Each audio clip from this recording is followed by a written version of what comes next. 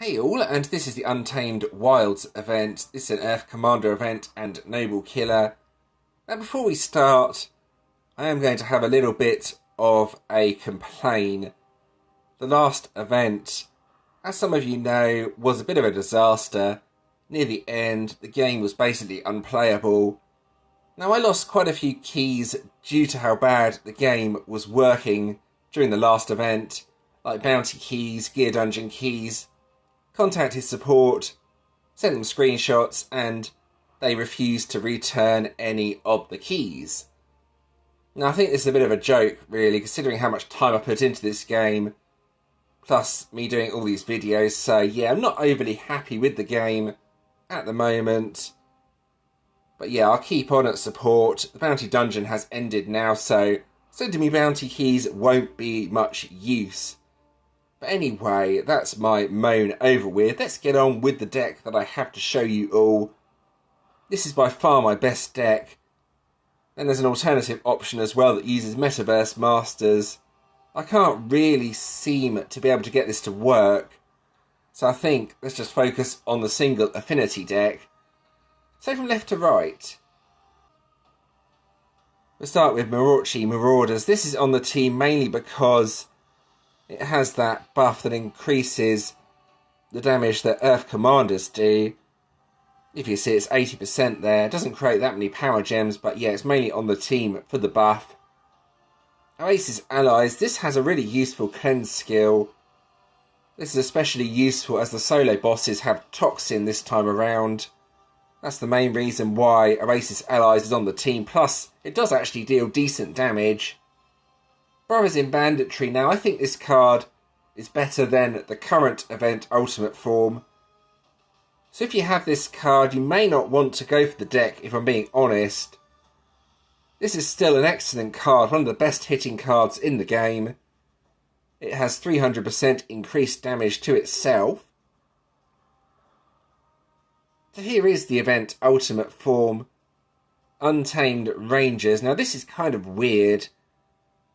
The first turn that you use it, it won't actually do anything.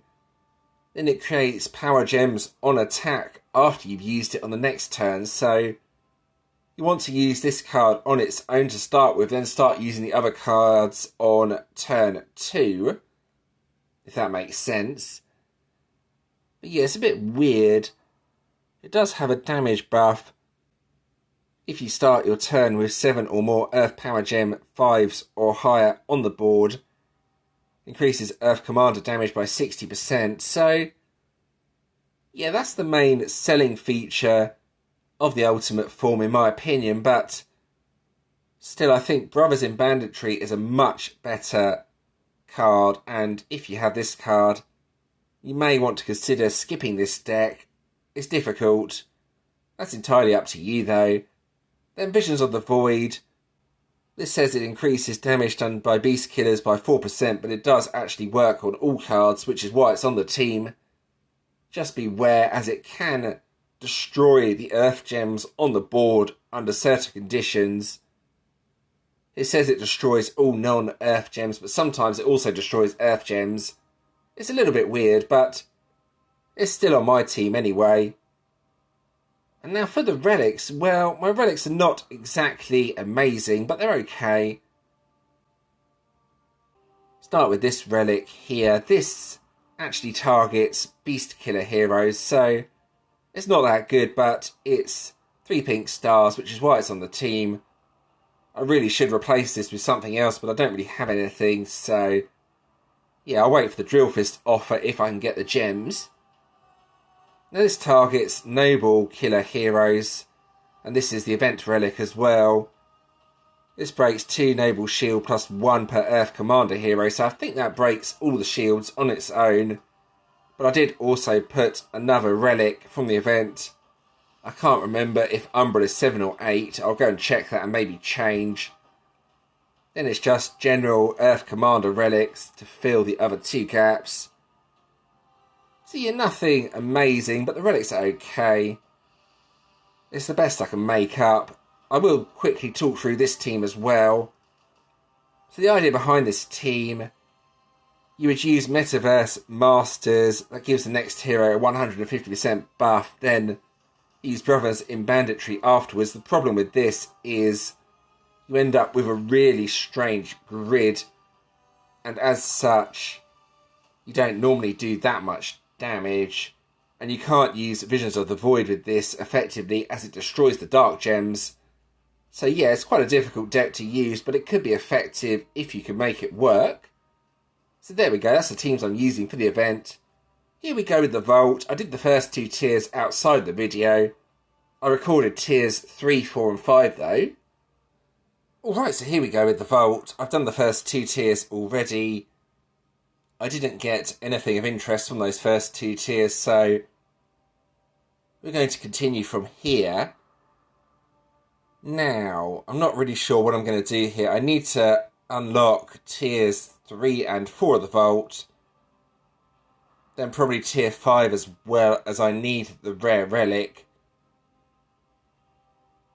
I'm not sure though. Let's just open tier 3 and see what happens, then take it from there. It would be nice to get the event deck, but I already have a decent deck that can hit okay, so if I don't get the event ultimate form, it's not a massive big deal. Okay, that looks like a support card. I got something else as well. Didn't quite see what that was. That's the main relic. Yeah, that's an old card. That's nothing exciting. Wasn't sure what that was. It disappeared before I could really see it, but yeah. Okay, I need to do this tier and the next one, so let's go for it. Then after the event, I will do the final tier if I don't already have the deck, I guess. We got another main relic.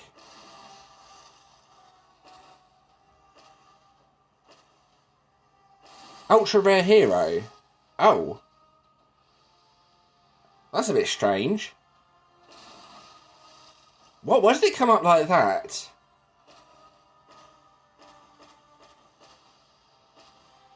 It normally comes up as the actual card. Wait a sec, what's...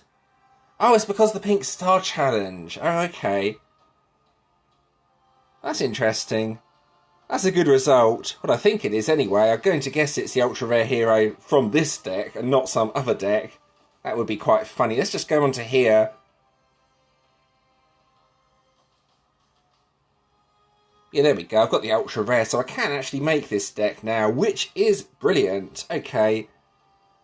So this is the final tier I'm doing. I need that rare event relic. That's pretty much essential for this team. And there it is. See what else I get. Probably a load of junk, but oh well.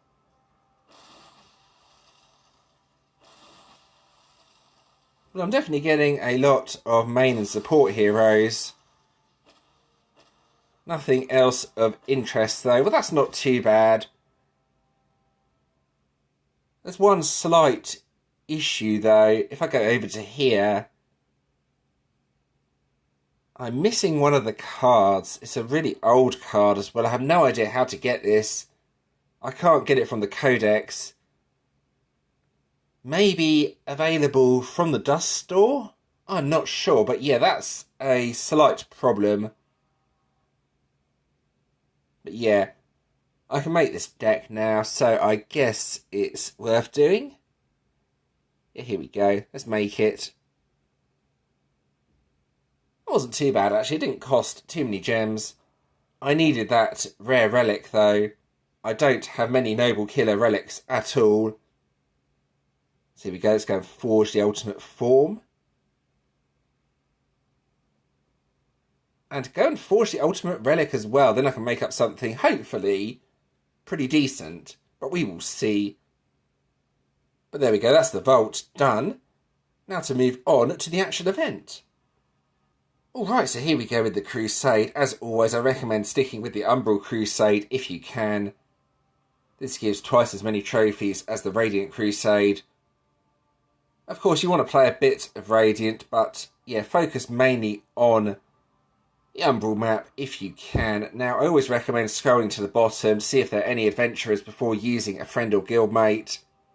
You can see there's nothing here, so start from the bottom, pick one of my friends, and here we go.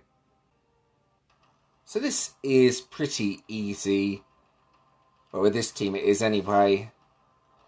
The recommended method is to make sure you have the passive on that going each turn. And get those power gems as well from the event ultimate form. So on turn 1, something like this will probably do. Let's see how many gems that spawns afterwards. There we go. Builds up the grid with power gems and then kills the enemies. So yeah, that's what you want to do each turn. I like to save Visions of the Void for the end boss, as that, I think, increases the damage by the most out of these cards. Yeah, that's more than enough damage to kill the waves, as you can see here. But once you get the event ultimate form going, you get those 10 Earth Power Gem 7s each turn. It gets relatively easy. So on turn 1 you could just use that card alone if you wanted, but this seems to be working okay. And then for the end boss, just use whatever I have left to take it down quickly.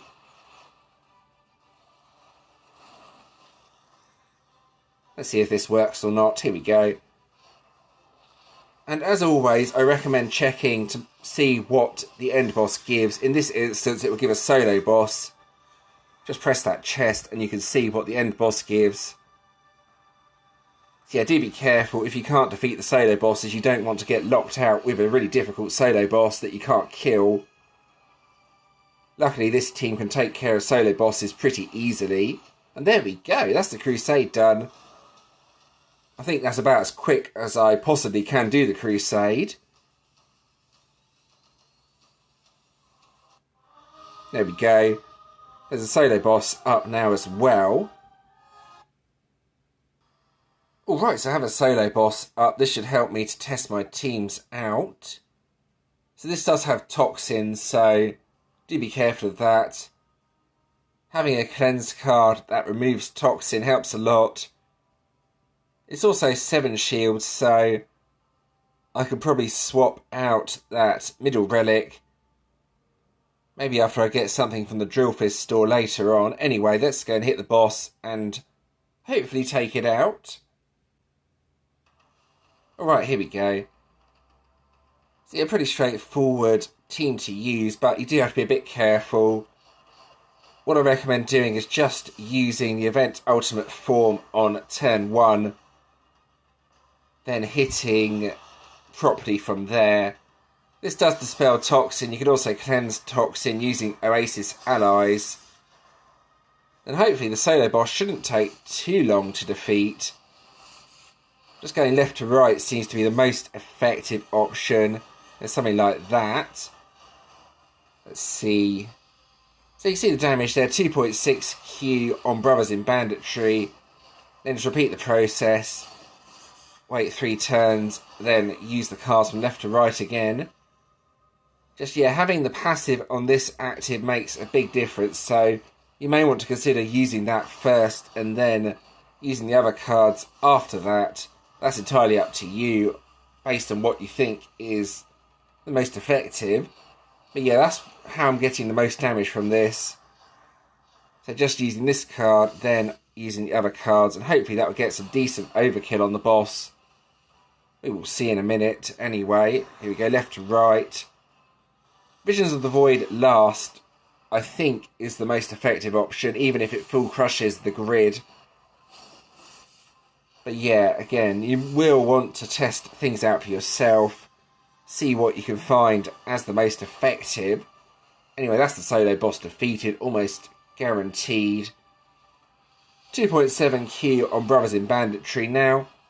Without the event ultimate form, I was still getting around 2 Q on Brothers in Banditry, so yeah, the event deck is not overly good in my opinion. If you have Brothers in Banditry, you may want to consider skipping this deck, but you have to decide that for yourselves, I guess. So now moving on to guild bosses. I've already started on an Umbral guild boss. Now you may have noticed, but these only have the one skill, and that's blind, rather than the usual 2 skills. So that makes them considerably easier than usual. It's also blind, which can be removed by brothers in banditry. If you have a look at this, dispels blind and dodge, so you won't need any other cards if you have that. That should make the guild bosses rather easy, but they still have decent HP, while the Umbral does anyway. Let's go ahead and hit this. Right, here we go. So yeah, similar strategy as to what I did with the solo bosses. Turn 1, event ultimate form, then turn 2, go left to right. Hopefully I can get some nice damage numbers going on the boss. The event ultimate form also counters blind, so yeah, guild bosses should be relatively easy this event. Which means the event is likely going to be rather competitive, but we will see how many play the event. Or how many play it at a hardcore level, should I say. Yeah, 2.1 Q. That's pretty decent damage. It's not too bad anyway. Again, I will say, when I was testing without the event ultimate form, I was getting around 2Q on brothers in banditry anyway, so it's not really making that much of a difference. And again, I will say, if you have brothers in banditry, you probably shouldn't go for this deck unless you can get it relatively cheaply. But yeah, that's just my opinion anyway. You're free to disagree with me if you want to. Now hopefully this will just kill the guild boss anyway. We will see. And of course, if I can get the deck from the Drillfist store, I don't have many gems left. I may change my team depending on what the deck is. But for now, this is doing for me. It's killed the guild boss. It's doing reasonable damage anyway. I'm pretty happy with that. The Metaverse Masters team doesn't seem to be that effective, so this is good enough, I think. So now let's see what we have from the event rewards. It's an Ascension Stone collection, I believe, this time around, which is quite interesting, actually. Ascension Stones all the way through the collection.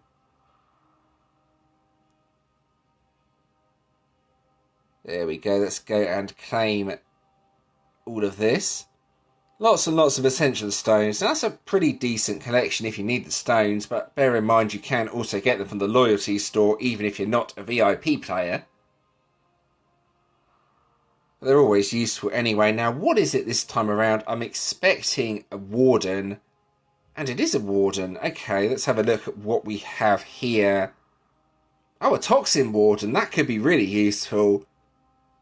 Converts... That's a really interesting battle skill. Converts 5 heart gems into water power gem 2s. I don't think I've ever seen a battle skill that converts heart gems into water power gems like that. That's a really weird battle skill. It's quite interesting though. I don't think it's going to be effective as a card to be used in battle, but the Toxin Defender skill could make it incredibly useful on your defense. So finally, let's have a look at the news feed. There's this really strange event to win up to 1 million gems.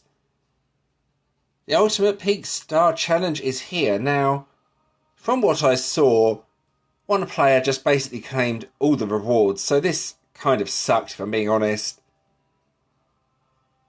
Yeah, most players didn't get any bonus gems, and the one player got all the gems. Yes, I wasn't really impressed with that. No guild demotions this time around because of the issues with the previous events. So that's one decent thing though. But yeah, I don't know why they put on this Pink Star Gem Challenge only for one player to claim all the rewards. They should have had it. One player can only claim one reward. But anyway, that's basically done with now. And that's the end of the video. So I hope that was helpful. Sorry about my rant at the start of the video, but it's incredibly frustrating when support don't want to give you the keys that you lost. Support used to be really good, But I think it's different people doing the support now. They take a lot longer to respond and then don't compensate you, so yeah. But anyway, hope you enjoyed this video anyway. If you did, giving it a like and subscribing to the channel is always appreciated. Thank you to those that have already subscribed. There are a few other videos on the screen you may enjoy as well. Feel free to check those out if you want to do so. And thanks for watching.